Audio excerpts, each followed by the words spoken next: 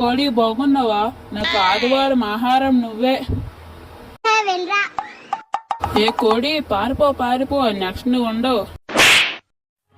ఎవరో చూడట్లేదు కదా.